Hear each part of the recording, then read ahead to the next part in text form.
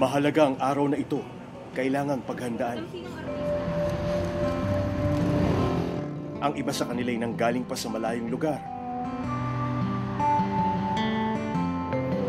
para dumalo sa isang bihira at espesyal na pagtitipon.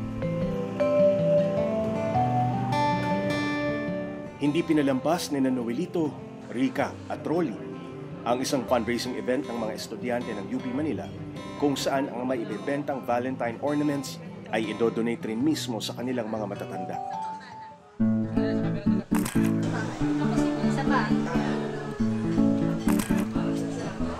Bihira na kasi silang magsama-sama ng katulad nito mula nang magkawatak-watak sila halos 3 taon na ang nakararaan. The first time in my life, ngayon lang nangyari sa akin. Sila ang Golden Gays ng Pasay City. First time. Never na nakatempt sa sila.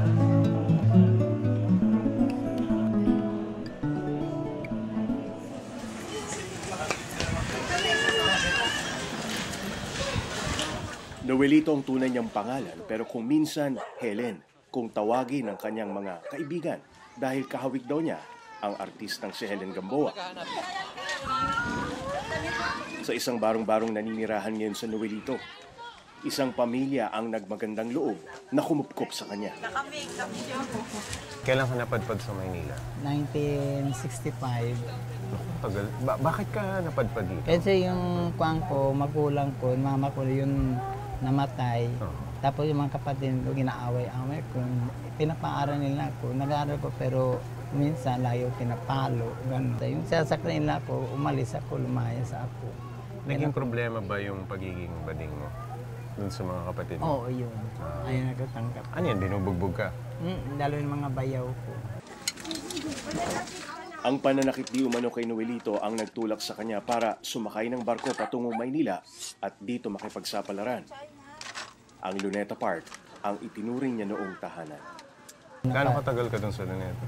Paano ako mga 5 months ako bago punta-punta, ikot-ikot lang ako. Naging ako. Sa Rosa Boulevard? Naging tulong na magtinda-tinda lobo.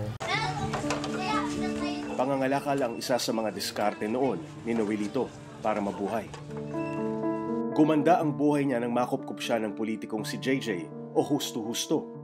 Isang pro-gay activist si JJ na nagtatag ng Home for the Golden Gays sa Pasay City noong dekada 80. Nagsilbing tahanan ito para sa mga baklang itinakwil ng sariling pamilya, naging palaboy at walang matirhan.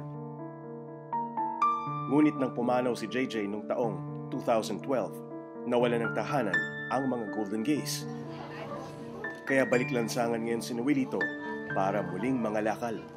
Tulong niya raw ito sa pamilyang kumukupkup sa kanya. Naawa po kasi ako sa kanya dahil nangangalakal. Sabi ko sa kanya, Kuya, huwag ka nang magbayad ng bahay. Magsama-sama na lang tayo rito. Bakit ka naawa? Anong nakita mo sa kanya? Kasi po, nakikita ko po kasi siya kung paano magbitbit ng mga kalakal sa katawan niya. Tapos yung ganun nga din po dito sa bahay namin, nahirapan din ako. Sabi ko, magtulungan na lang po kaming dalawa. Dahil sa hirap ng buhay, halos ipagtabuyan ng araw ni Yoli si Noelito na bumalik na lang sa Mindanao. Ngunit iisa lamang daw ang sagot lagi ng matanda. Dito na lang daw po siya. Bakit daw? Kasi daw po, dito niya raw po kasi nakita sa amin yung pagmamahal namin. Yung kung paano daw po namin siya suportahan. Kasi kinaitan nga daw po siya ng mga kamag-anak niya.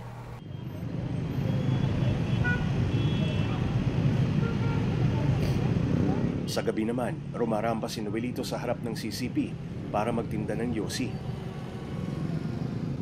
Kasama niya sina Yoli na naglalako naman ng mga sampagita. Bali po, ang pagtitinda po namin nito, tuwing gabi po nagtitinda po kami nito. Kasi kung hindi po kami magtitinda ng bulaklak, wala po kami makukuha ng mga araw-araw po na budget po namin. Kanong inuwi nyo araw-araw? Bali na iuwi po namin, malinaw po na 200.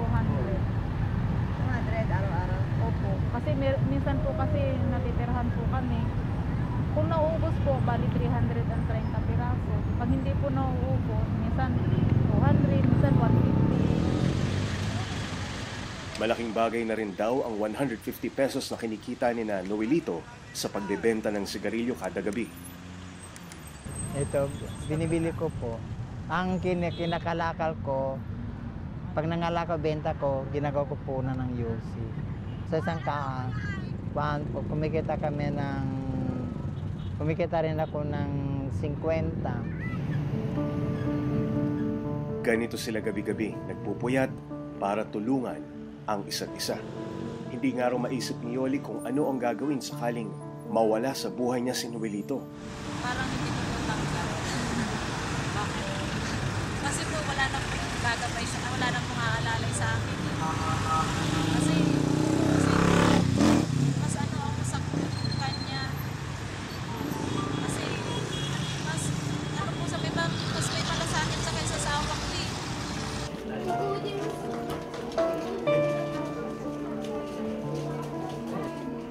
Kadalasan umaabot sila ng 3:00 ng madaling araw sa pagtitinda.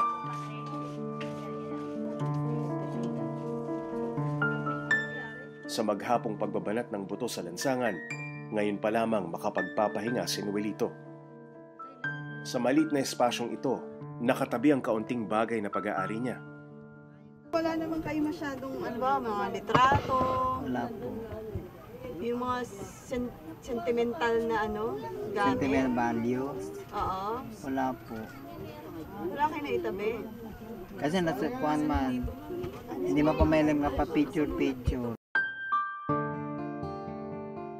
Bago matulog, ipagdarasal ni Noelito na magbunga ang kanyang mga sakripisyo na sana'y matikman na niya balang araw ang kahunting kaginhawaan.